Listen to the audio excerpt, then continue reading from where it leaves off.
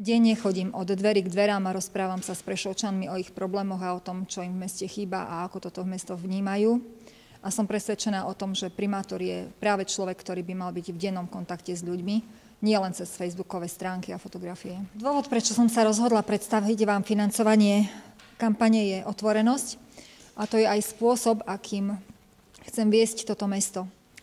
Podarilo sa mi spojiť celú pravicu a pevne verím, že spojím aj voličov, aby podporili jedinú reálnu silu, ktorá môže zmeniť terajšie pomery na radnici. Ak dovolíte, vám predstavím volebný slogan.